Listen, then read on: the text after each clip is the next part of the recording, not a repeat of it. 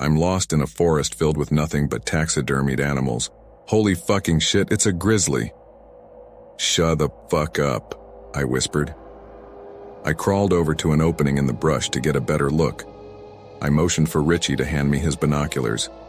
It took a few seconds to find it. There was a large brown blob up on the hill.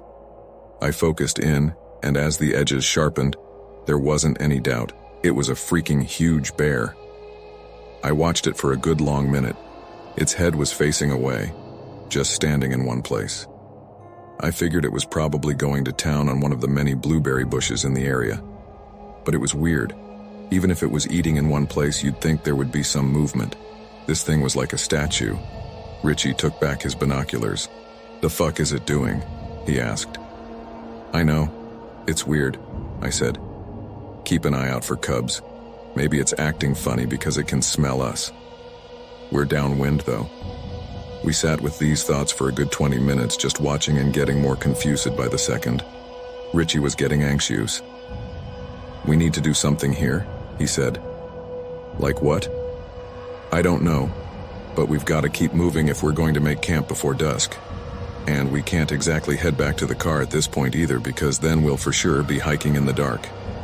Even armed with a big can of mace, we both were getting worried that the bear might be rabid or something. We were a good football field away, but grizzlies can cross that distance faster than a running back. It was just too close to the trail to continue. "All right, I'm going to try something," Richie said as he pulled out the air horn. "Are you freaking serious? You have a better idea? This should scare off everything in a 5-mile radius." He was right. I didn't have a better idea, at least not then. Now, I wish I had just said to turn back for the car and keep driving till we reached home. Don't even stop to pee. We could use empty bottles for all I care. They say some bells can't be unrung. Turns out the same goes for air horns. God help us.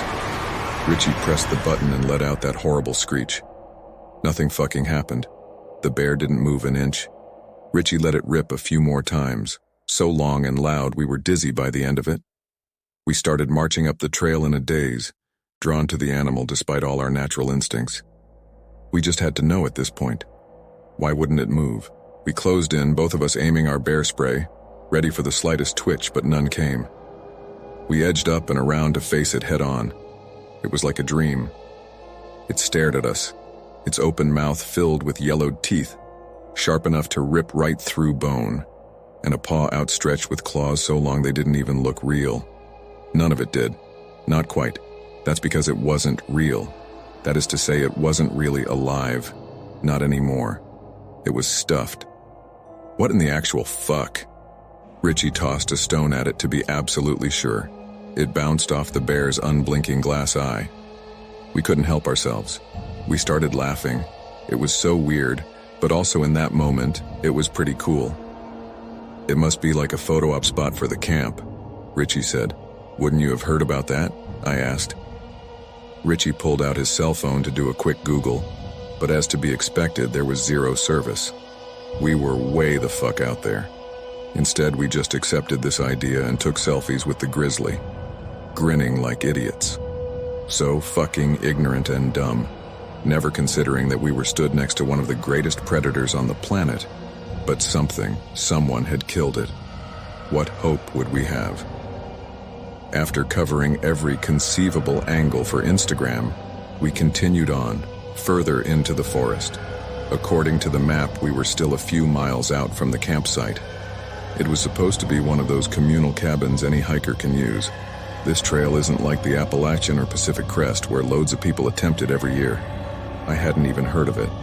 This was all thanks to Richie and his obscure internet research.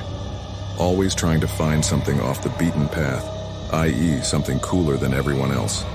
It was fine for a while after that. We settled into a groove again, making good time and chalking up the bear to something kitschy and fun. Then came the meadow, and the deer.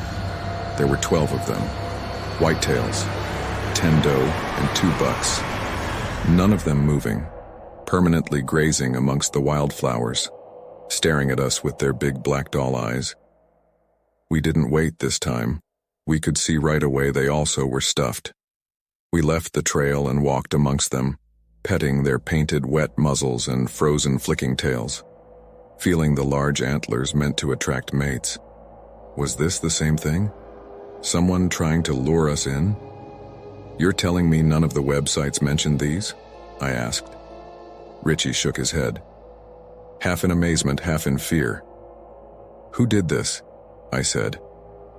We took photos again, though our smiles were far more forced. If this was just some weird tourist trap thing, it was losing its appeal. Fast. We continued on. There was the squirrel forever searching for acorns. There was the raccoon climbing toward the treetops it would never reach. Birds sat silently in branches with songs stuck in their feathered throats. A coyote mid-howl waited for the moon it would never see. I asked to go back. I didn't like this anymore. It didn't feel right. But the sun was setting and neither of us wanted to walk back in the black, even though the woods seemed totally devoid of real life. Predator and prey alike. We finally arrived at the camp. A fire pit and small lean-to, so not an actual cabin, was all there was. I had really been hoping for something with a locking door, but once we had the fire going, some of the fear subsided. This was supposed to be a week-long hike, but we both agreed that come morning we would head for home. I couldn't wait. I was counting down the hours as I tried to sleep, not a cricket or owl to be heard. The buzzing woke us up. It was so high-pitched it must have been just on the edge of what human ears can even hear. It was the middle of the night. The fire had burned low, barely more than embers, but as I looked around, I saw another glow coming from the woods. The pines were backlit with a pulsing white and green, the thrum of something mechanical throbbing in our heads. Richie and I looked at each other, our faces frozen in confused and terrified stares. I wanted to scream. I wanted to start screaming and not stop till I was safe in my own bed. I wished for ruby slippers to just click and disappear from this moment, but all I had were muddy boots. There was nothing we could do but hunker down against the back wall of the lean-to and pray for this to end. I closed my eyes and asked Jesus to save us. It sounded like we weren't alone. The sky started filling with the cries of dead or dying things, wailing with primal fear to be delivered from whatever was out there in the trees. I don't know how long it lasted. It felt like it would never end. And then suddenly, it was morning. I don't remember falling asleep again. It was like someone just switched on the lights and now here I was. And Richie wasn't. He wasn't anywhere in camp.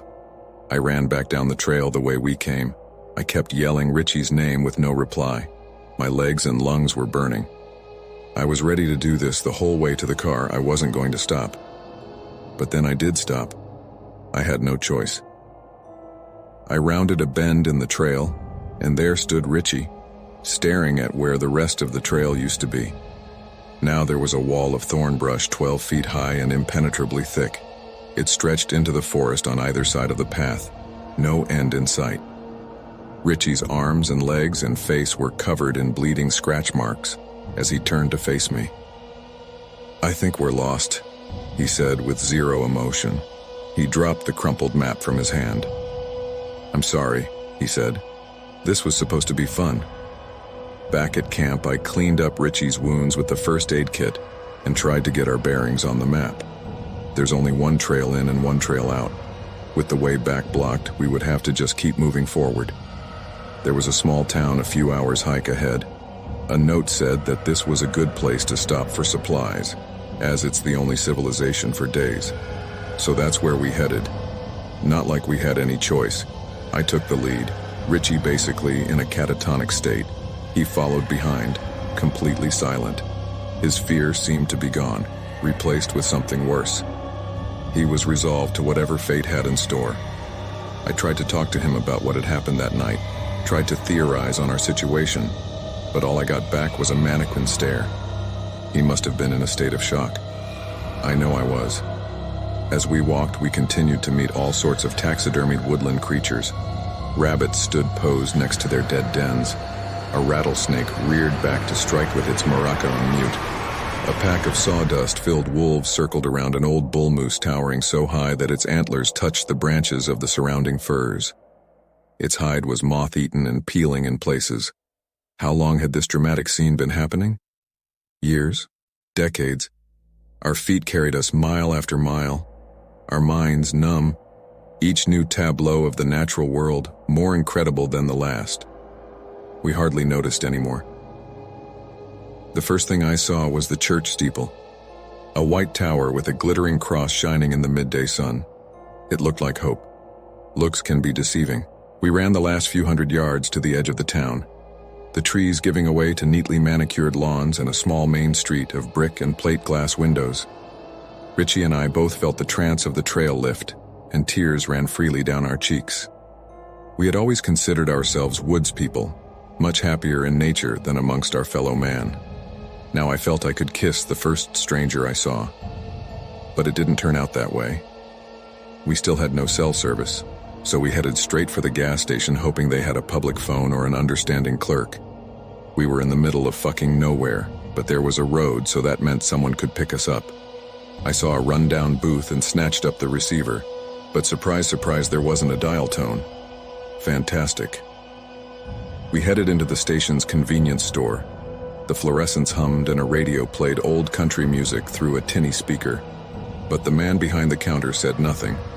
When I asked if we could use the phone, he ignored us. So much for small-town charm, I thought, wishing that he was just rude. And he may have been at one time. I'll never know. All I know is that as I approached the counter, his bloodshot eyes didn't blink. His greasy, bearded mouth made no attempt to speak. His fingers worked a register for customers he couldn't see. He smelled faintly of formaldehyde and leather. He was just another stuffed animal. The work of a skilled taxidermist. A trophy. I fainted. When I came to, Richie was sat on the floor beside me in an acidy pile of puke. "Sorry," he said. "Couldn't help it." I could barely see him through my tears. "What are we going to do?" I asked. "Maybe it's okay," he said. "This could all be some sort of weird art installations or like a prank." No, it's not," I said. "Yeah, I know." We gathered what little strength we had and stood up. We checked the phone behind the counter with the same result, as dead as the clerk. We walked back to the middle of the desolate street like gunslingers at high noon, cans of bear mace in our hands instead of pistols. We did the only thing we could do. We looked around. Each corner, every building, was an intricate work of the mundane and everyday. Children played in a front yard, one ready to throw a bleached and deflating red ball. A postman looked like he was whistling while he worked, with a dog mid-bark at his intrusion. The butcher cut a lacquered ham prop on a slicer not even plugged in, while a housewife smiled and seemed to ask he not make it too thin. Dull-eyed drivers sat in cars that never finished turns into their driveways. Families in prayer over food that had gone cold but would never spoil. We searched the police station for help. It was like a scene from the Andy Griffith Show on pause. Only if Andy and Barney's skin had gone waxy and green and gray. I took one of the officer's radios. No clue what the range might be, but figured it was worth a shot. I certainly hope someone's hearing this now.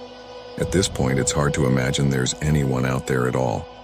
But if there is, tell my family I love them, and I'm sorry. I'm so fucking sorry. Richie and I decided to hold out in the church tonight. I don't know if I ever really believed in God, and now, maybe less than ever. But it seems like if there was ever a time to pray, it would be now. The people in the pews, all in their Sunday's best even though it's Tuesday, they look serene. The preacher looks like he's yelling about fire and brimstone, but they don't seem to mind. They all are just the picture of tranquility. I want what they have, peace at the gates of hell. I wake up from a dream. It was beautiful and noisy. So much wonderful noise. Traffic and honking and rude drivers. TVs with obnoxious daytime shows. Kids playing, dogs barking. Rap music, country music. Rock and roll that's blowing out the speakers. People laughing, crying, screaming.